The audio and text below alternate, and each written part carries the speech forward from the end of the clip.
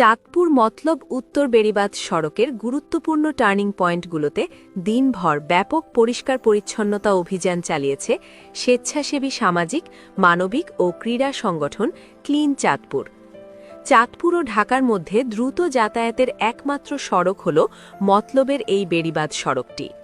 খুব সহজে ঢাকা থেকে চাঁদপুর অথবা চাঁদপুর থেকে ঢাকা যাতায়াত করা যায় বলে এই সড়কটি ঢাকা চাঁদপুর যাতায়াতের অন্যতম ব্যস্ত সড়কে পরিণত হয়েছে।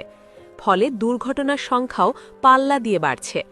শনিবার ২৮ মার্চ স্বেচ্ছাসেবী সংগঠন ক্লিন চাঁদপুর সংগঠনের অর্ধশতাধিক স্বেচ্ছাসেবী নিয়ে বেড়িবাঁধ সড়কটির গুরুত্বপূর্ণ টার্নিং পয়েন্টগুলোতে থাকা ঝোপঝাড় পরিষ্কারে অভিযান চালায়। টার্নিং পয়েন্টগুলোতে জন্মানো ঝোপঝাড়ের কারণে বিপরীত দিক থেকে আসা গাড়িগুলোকে চালকরা দেখতে না পাওয়ায় প্রতিনিয়ত দুর্ঘটনা ঘটছেই। এই দুর্ঘটনাগুলো প্রতিরোধ করার জন্য বেড়িবাঁধ সড়কটিতে পরিষ্কার অভিযানে নামে ক্লিন চাঁদপুর সংগঠন। অভিযানে নেতৃত্ব দেন ক্লিন চাঁদপুর সংগঠনের প্রতিষ্ঠাতা অ্যাডভোকেট নুরুল আমিন খান আকাশ। টার্নিং পয়েন্টগুলোতে থাকা ঝোপঝাড় পরিষ্কার করার এই উদ্যোগকে ইতিবাচক হিসেবে দেখছেন চালক ও যাত্রীরা। এ সময় ক্লিন চাঁদপুরের প্রতিষ্ঠাতা অ্যাডভোকেট নুরুল আমিন খান আকাশ বলেন, আমরা চাঁদপুর শহরে অনেক কাজ করে থাকি ক্লিন চাঁদপুর। তো আমাদের বর্তমান প্রধানমন্ত্রী উনি চায় বাংলাদেশ একটা সুন্দর একটা দেশে পরিণত হোক, যেখানে উনি ঘোষণা দিয়েছেন যে প্রত্যেকটি জেলা ক্লিন সিটি এবং গ্রিন সিটি। তো আমরা ক্লিন সিটি, গ্রিন সিটি কাজ করার চেষ্টা করছি।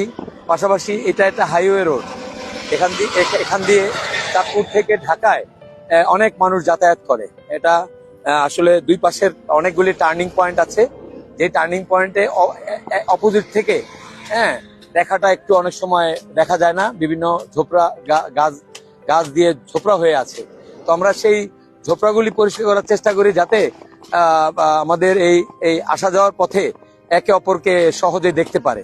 তো এতে দুর্ঘটনার থেকে আমরা এড়াতে পারি, দুর্ঘটনা সম্ভাবনা কম থাকে। তো আমরা চেষ্টা করছি আপাতত মোটামুটি প্রত্যেকটি টার্নিং পয়েন্টে মোড়ে আমরা যেসব গাছ আগাছা হয়ে আছে সেগুলি কেটে ফেলে দিচ্ছি।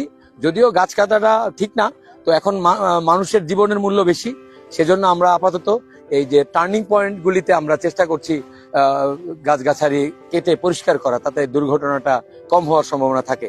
আমি অনুরোধ জানাবো আমাদের প্রতিটি উপজেলায় এইভাবে যে হাইওয়ে রোডগুলিতে আছে সেই রোডগুলি তে ওনারা যেন সবসময় পরিষ্কার পরিচ্ছন্ন রাখে, তাতে করে আমাদের আসা যাওয়ার পথে দুর্ঘটনাটা কম হবে বলে আশা করি।